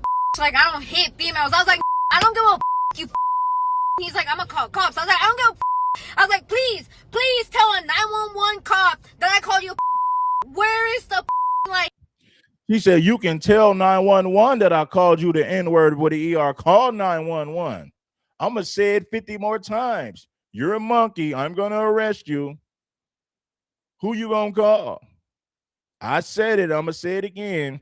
I'm going to use the N-word 50 times in a 3-minute video to explain how much I hate black folks here in this country. You can go back to slavery. She said black folks deserve to be in slavery. She's tired of hearing about slavery. She's tired of dealing with you N-words. She's tired of dealing with you. She hates you. She takes pride in arresting you. She takes pride in harassing you. Now, this woman was a Houston police officer. Imagine you dealing with this woman patrolling your community. And she hops out to arrest you, and she got all this hatred and vitriol towards you and your people as foundational black Americans. Why the as you as a small ass are you learning how to feel already? Like, how the like in downtown, Nick, I grabbed that other dude from the neck, and I was like, hey, I was like, get your friend to get over here right now or else. And he's like, hey, back off. Like, I don't hit females. I was like, I don't give a you. He's like, I'm gonna call cops. I was like, I don't give a I was like, please tell a 911 cop that I called you. Where is the like crime in that? Please. Like, scammer gets scammed. Like, please tell them I called you. Like, oh my God, but you talk about a ton of hatred. My goodness. Lord Jesus, she was going off. Didn't give a damn. She said, I called you a monkey, and I'm going to say it again, and I'm going to keep saying it, and no one's going to stop me. That was her mentality. You're inferior. You deserve to be in slavery. I'm going to call you a monkey every chance I get. I'm not going to apologize. I truly believe this. I'm going to stand no business. I don't like you black folks. I wish black folks went back to slavery. Oh, Lord, that woman went off. No shame in her game. Oh, man. Hold on one second, man. I got another video for you. Good morning. I'm Dr. Candace Matthews. Badge. You think that we're going to allow you to do that in our city? I bought the belt of justice today because we want to let the leadership know at HPD that you're not going to go behind doing back alley deals. You're going to draw a line in the sand today because let's be clear, that badge that she had on her comes from us, the community. That's who it comes from. And so you would not use that badge to weaponize us. It's what you're not going to do. So with that being said, we are here to let them know that the community is watching, because this is how road cops are recycled, by letting them resign knowing that they displayed misconduct or some type of behavior that is unacceptable. So before that happens, it's going to be some smoke in the city. We are laying the groundwork for will always and forever say that I hate. Oh my God, I hate. Like, I hate y'all. Like, you, like, I don't. God, I hate. Like, I hate y'all. Like, you, like, I don't. Oh, we were slaves this entire. I don't give a. Like, for a reason, you guys were slaves. You guys don't know anything better than to steal. Like, oh. She said, you were slaves for a reason. You deserve to be in captivity. Black folks deserve slavery. I hate you. I want nothing to do with you. I'm going to call you a monkey and an N-word every chance I get. I'm going to say it 50 times in a 3-minute video. She said she hates you. You should be in slavery. I don't want to hear it. Like, I hate y'all. Like, you, like, I don't. God, I hate. Like, I hate y'all. Like, you, like, I don't. Oh, we were slaves this entire. I don't give a. Like, for a reason, you guys were slaves. You guys don't know anything better than to steal. Like, oh my. Like, I was. She said, you blacks were slaves. You deserve to be slaves. You don't know any better. All you want to do is steal. You're going to steal every chance you get. This justifies you being enslaved. I wish slavery would come back. I was literally eating food with my friend. He had his, oh my God, like, I don't know, por Dios, por gracias de Dios, I had my wallet next to me, like my whole purse, and those, like that little small ass decided not to steal my wallet. Oh my God, I would have grabbed my heel and like whooped the out of that ass. But like, whatever, right? Some other little side that he had decided to steal my friend's wallet. Like, how possible, bro, can you stupidly be to steal an other wallet? Like, please tell me, like, how do you know the pin? Like, bro, like, how, like, oh my God, like, oh my, like, I swear to y'all should have, like, we were literally eating there. I had my wallet next to me. I pulled up a chair. I put my purse there, and my, like, that's why I need to start carrying. Like, oh my God, like, that's L on me for not carrying. Like, okay, like, I'll take that shit on the chin, like, whatever, right? But like, my friend literally had his phone and his wallet like right next to us, and we were eating, chit-chatting. We were there for like fucking 40 minutes already, and then two fucking little decided to walk past us. One of them decided to run up. She said 2 monkeys walked past us. Oh man, we got enough of this. Damn. Good morning. I'm Dr. Candace Matthews, national renowned human civil rights activist, advocate, author, and also the National Minister of Politics for the New Black Panther Nation. We are here in regards to a rogue cop that has to be here today at 1 o'clock because it was brought to our attention that she may be given a out for resignation instead of being fired. Everybody seen that egregious video that she made speaking of the black community. 1, she does not speak for the Hispanic community. 2, you would not speak about my community. Now, do you agree with that? She says that Ashley don't speak for the Latino community. I think she does. I'm not saying all of them feel like that, but a large percentage of them do feel like that.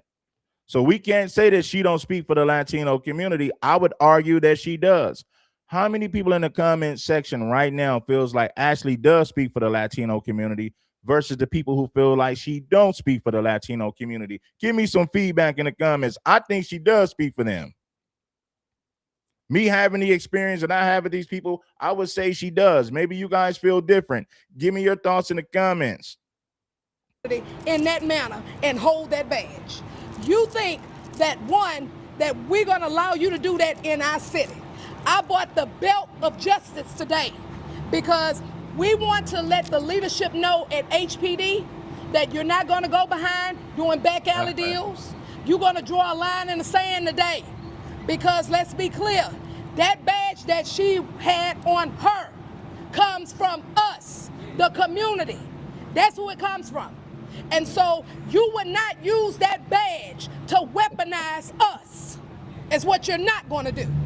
So with that being said, we are here to let them know that the community is watching, because this is how rogue cops are recycled, by letting them resign knowing that they displayed misconduct or some type of behavior that is unacceptable. So before that happens, it's going to be some smoke in the city. We are late. Yeah, I know I played this before, but this message was powerful. I dropped the link. So if anybody want to pull up to speak, we got to do a 2-minute thing. Well, I'll let people, I gotta get a timer clock. So I'm gonna let people speak and we'll pass it around. So the link is in the chat if you want to pull up to speak. The link is in the chat right now. Bless the like button. It ain't nothing. Make sure that you subscribe to the damn channel. And the groundwork for every city to watch what we're doing. Look how fast we moved on this. We can't no longer sit around and just talk about it on social media and don't put action behind it. They have to understand, when you do this type of stuff, this is a problem. We would not allow an officer to cause friction between the police station, with the police and the community. We are for community policing. We're not for that. You would not use that type of language and claim that you're representing the Hispanic community and you want to try to put a wedge between African Americans and Hispanics. You're not doing that in our city. We're not having it. And so today, HBD, you are going to fire her today. Today. Am I right? You are going to fire her today. We are coming for her T-code license. If you don't fire her, then you leaving it open, saying that it's okay for that kind of behavior, and then she can go to another police agency and then try to lock up more black people because of their skin color. Absolutely not. You're not doing it today. You're going to be fired today, ma'am. She must go. She must go. She must go. She must go. She must go. She must go. She must go. Let me bring up Barack O'Drama. What up? I'm in the building. Can you hear me? I can hear you, brother. Yeah, I don't agree with that lady getting fired after they let all them devils off that ran up on the White House. They got a slap on the wrist. Why couldn't she get one? So you think she should get a slap on the wrist? I think so. I mean, we gotta make it fair across the board. That's some regular work. Well, nobody makes it fair. I gotta say this, brother. I don't think we need to make it fair. It's never been fair for us. So no, I know. Why does it need to be?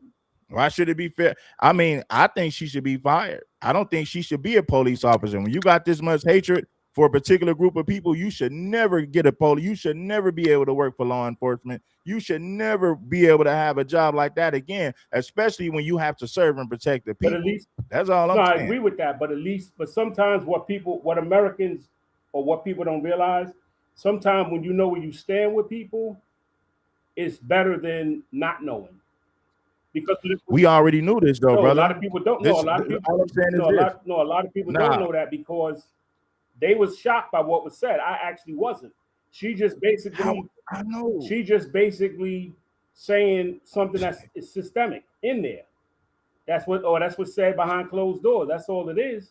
So I've been spreading this. Hey, brother, I've been spreading this gospel for a long time. I don't see why anybody black will be shocked that a Mexican would talk like this. If you're still shocked that Mexicans speak like this, you've been living under a rock. That's all I'm saying. That's what I'm trying to say to you. Like sometimes, like with me, the worst kind of people you could deal with is like that liberal white type of racism, or that liberal racism, because they come at you as a friend, and they wish harm, and those are the ones that are, those are the doctors, those are Klansmen that change their white suits for blue suits.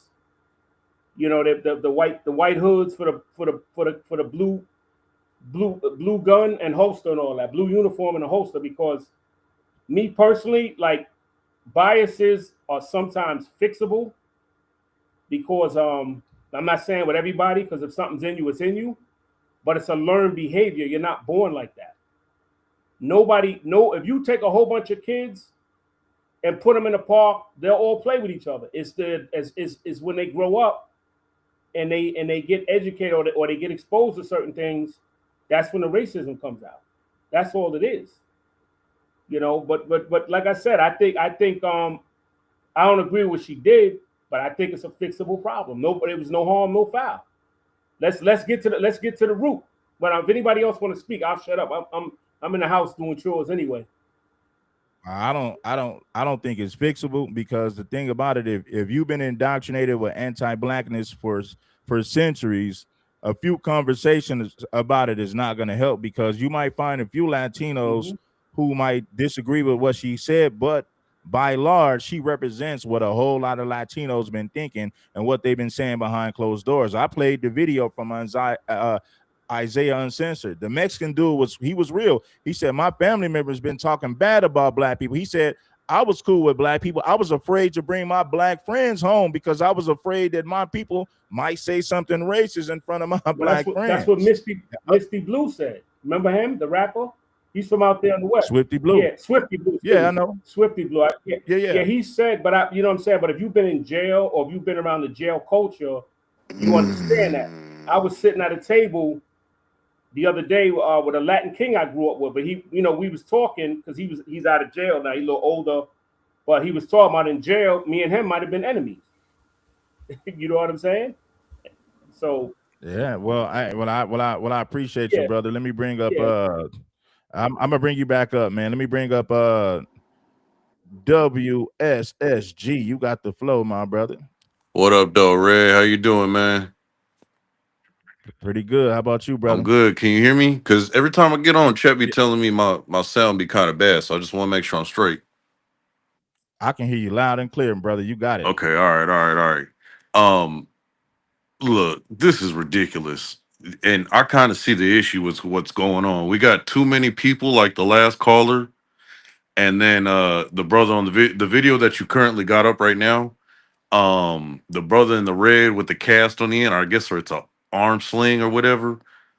There are Yeah. way too many of y'all in the community. I'm sorry that can just be so forgiving and oh they didn't mean it and oh no they cool what are you talking about, bro? Are you crazy? Like are you on meds? Like what's wrong with you? I think the problem is too many of these. I'm just gonna come through the door with it. Too many of these niggas is virgins, man, and really want a woman, and they figure they look at this Ashley Gonzalez, going whatever the hell her name is. They think they could look at this and be like, I can change her, I can love her, I can save her. You'll get your cornball ass the fuck up out of here, boy. What are you talking about? I'm telling you, dudes like that who is just up want to climb to the mountaintop and let their true heart soar for emotions with Ashley. And I'm like, nah, you crazy, bro. You out your mind. Like, it will never happen. This girl wouldn't even look twice your way, bro. You are tripping. I can't stand it, bro. I hate to see it because there is a whole movement, bro, and it needs traction. It needs traction to get somewhere. A train can't get nowhere, you understand me, without no kind of push, without no coal, without no fire, without no wheels, you know? And sometimes may us as a community need the coal to burn. We got the coal burning for love for Ashley. It's like, nah, you burning for the wrong train, bro. You need to be pushing the right train. You need to be pushing us in the right direction. But instead, Yeah. he's so in love with, you understand me, trying to get with the one that's not for him and trying to push such a weird agenda, bro. This alliance stuff. I'm sorry, I was listening to what the Mexican dude was saying earlier on the panel, or on that show. There is no ally, bro. There is no buddy system. I'm sorry, it can't happen. We tried this as a community. We tried this again and again and again and again. It's gotten us nowhere. We have never landed anywhere partnering up or buddying up with that community. We can't. It's bro. Any other attempts at it would be foolish. Any other attempts at it would mean we as a community can actually be coined as insane because there's just no way you're going to keep crawling back to the people that kick you in the face, to the people that slap you in the face, Yeah. to the people that turn around and talk about you, to the people that will use you as slaughter to the machine that they use and work for and build every day. It's impossible. And I can't stand seeing brothers that are so willing to jump through the window for the same people that wouldn't even spit on you if you were on fire. So Well, I appreciate you, brother. And shout out to WSG. I'm gonna bring up shout out to you, WSG. Let me bring up Drench. Drench. Hey, You got the what's flow, up? man. Red Supreme. Been supporting you for like the last 4 years now. Salute, and to top it off on this discussion, yeah, this is enraged. This is absolutely disgusting. What she said, she should be banned from all law enforcement jobs or anything. Not even she shouldn't even get a security job or anything like that. Because what she said, her mentality is dangerous to the public, not just the black Yeah. people. Anything like that might come across as a protest, whatever. But I was really asking you, like, because I'm not from California or Texas or a big Hispanic population, but is it true that, because I'm from Virginia, by the way, and we don't have like a huge population of them, but like I was really wanted to ask you: is it true that they tend to act more bold if they have a higher population size than in Yeah, places where yeah, they're not yeah. as big? Because like I was in Georgia, spend time in Georgia, my family in Georgia, Alabama. It's sprinkles of them there, but they'll never act like that. The way they act in Texas or Cali, they'll never act like that in Georgia or the southeast region because they don't have the numbers over there. But what I tell people is once they get the numbers, they'll gain political power. And once they gain political power, they'll behave just like this. So when that woman said, oh, she don't speak for the Latino community, I disagree.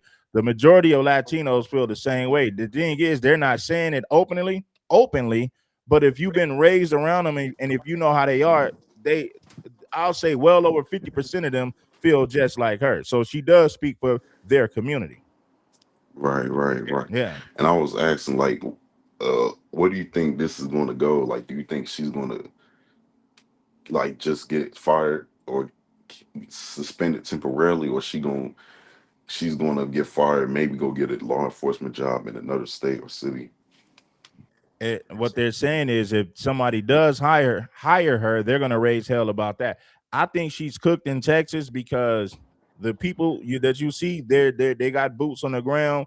They're raising hell about this. They're making a whole lot of noise. So I don't think that she'll ever be able to work for Houston PD again. I don't even think she'll be able to work in law enforcement in the state of Texas. And if she does work for another law enforcement agency outside of Texas, I truly believe that this video will follow her and it's going to be bad for any let's just say let's say a police department hire her in another state. They're going to catch a whole lot of heat just based on the fact that they know what she said.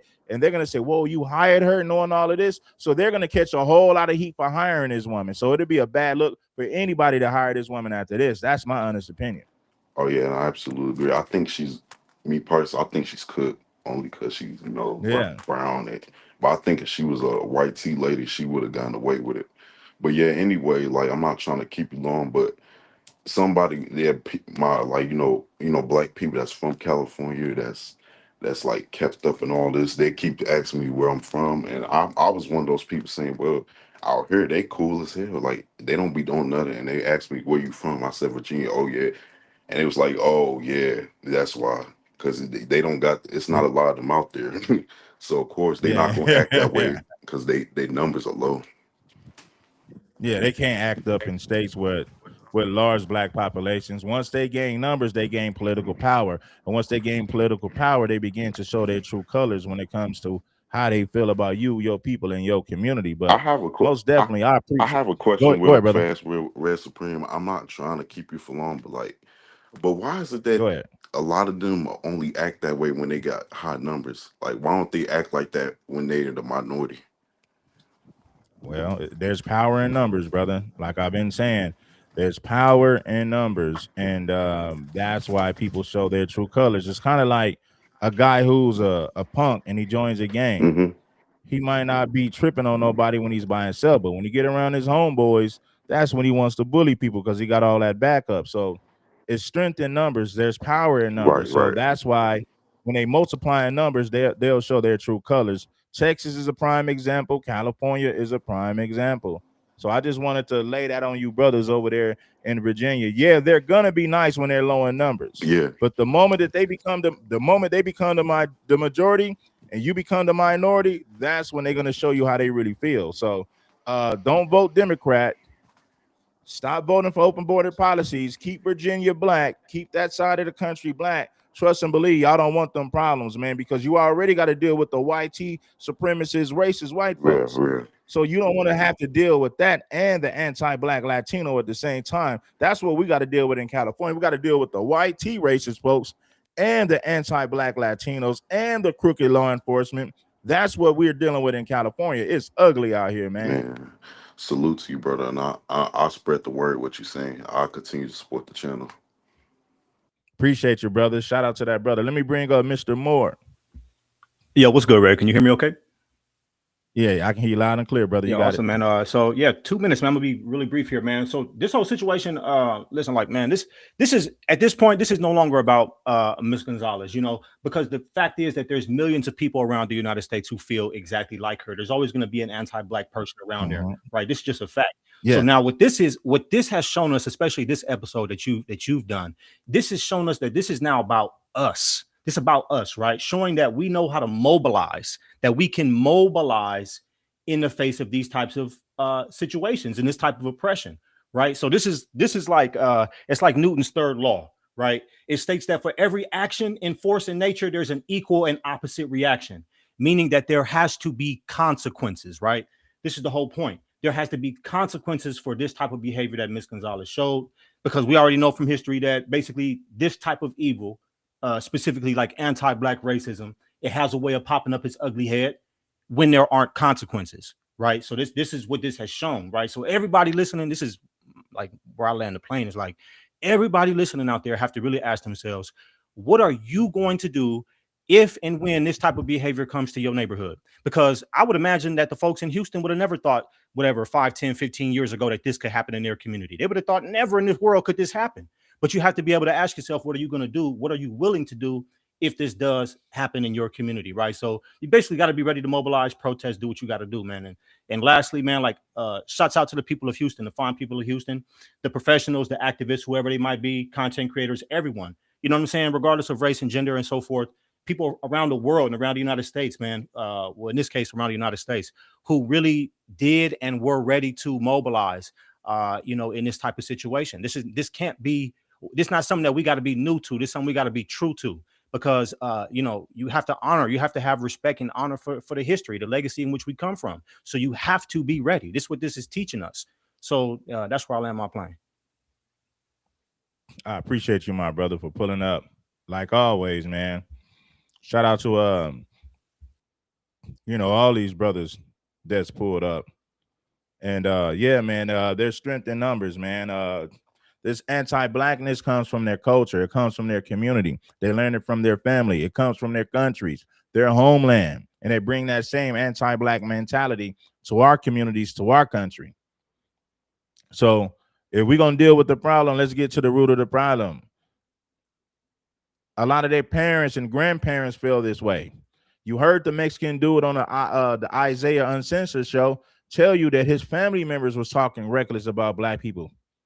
It was so bad that he didn't even want to bring his black friends to his house because he understood how racist his parents were. He understood how racist his family members are.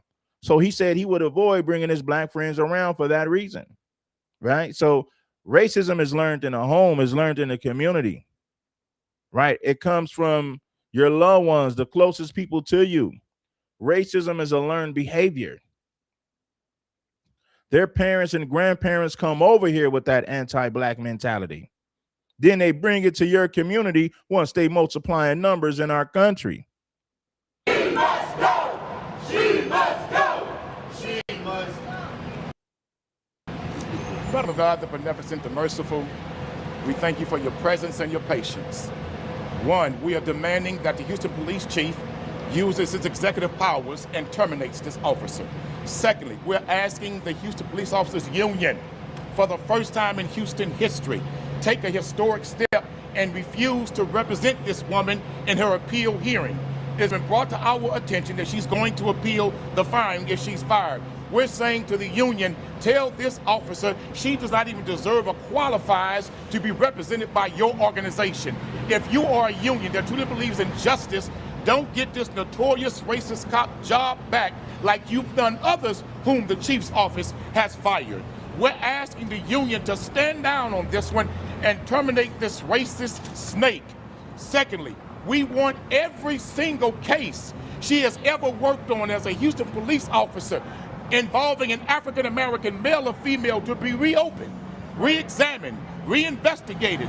Because if this no good, dirty, racist cop has that mindset, that attitude, it wasn't born that night on social media. It's been in her. So how many black men, how many black women are sitting in jail, maybe sitting in prison, all because of this woman's racist, biased views toward them? We want the DA's office to launch an internal probe from the Public Integrity Division investigate every case she's ever worked on. This woman is a no-good, dirty, low-down racist snake, and we do not want her among us. Now, a message to this racist cop. We don't give a damn if you go to Burger King, we'll follow you.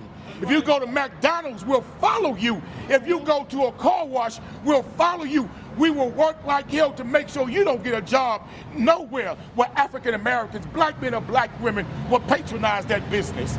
And to any police department that even considers hiring her, like you have hired so many others that have been terminated, we will come down against your police department, organize and rally your community, because that woman is a terrorist in uniform. That's exactly what she is. And we demand her termination today. Terminate, terminate, terminate, terminate, terminate, terminate.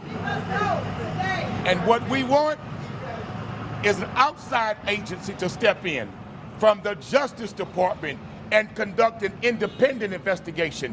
We want every email with her internal communication with her subordinates and her colleagues examined. I don't believe this officer has had these views and worked as the officer as long as she has, as a sergeant, I understand, and yet no other officer saw this. No other officer heard these whispers. No other officer saw this kind of communication. This woman was too open, too free. She was too bold, she was too cocky to say what she said in the way that she said it.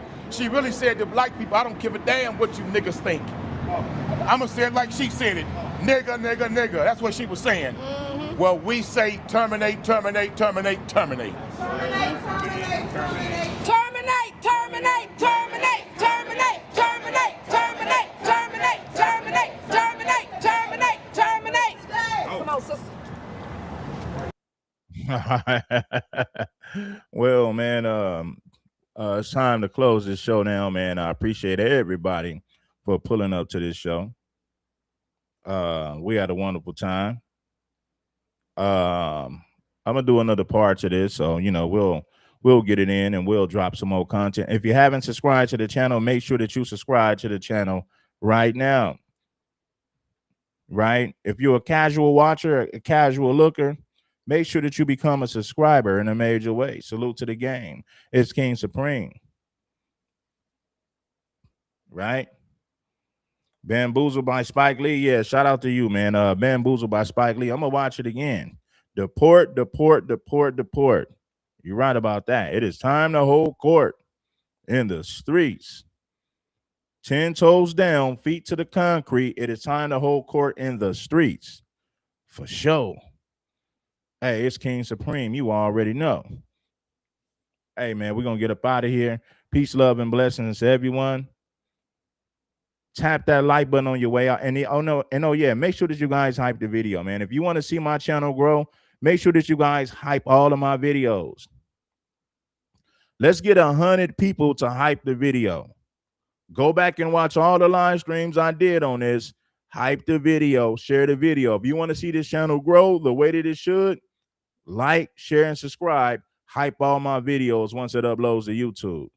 Let's get 100 people to hype every video. If we can get 500 to 600 people to hype the videos, we'll be doing good. It's great for the algorithm. If you want this channel to blow up the way that it should, it's going to take the people, you guys who are watching, to hype all the videos, so subscribe and like them, and then the channel will get the numbers that it truly deserves. So make sure that you do so. For sure, King Supreme.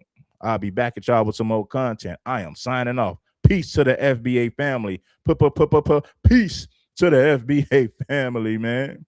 Shout out to Teddy East, man. He said, great show, man. I appreciate you, man. I am doing my job, man, when it comes to spreading awareness in our community. I've been spreading awareness about this situation for years, so it is time for King Supreme to get his flowers. I've been talking about these anti-black Latinos for years on my platform. I've been talking about it, been exposing it. This is nothing new for me. So it's time for me to get the props that I truly deserve. Every live stream that I drop should hit 20K. We should be at 20K or better, especially with the substance that I bring, the substance that I deliver. So If you guys want to see me win, you already know what to do. Hype the damn video when it uploads to the YouTube. Peace to everybody. I'm up out of here, y'all. I'm gone.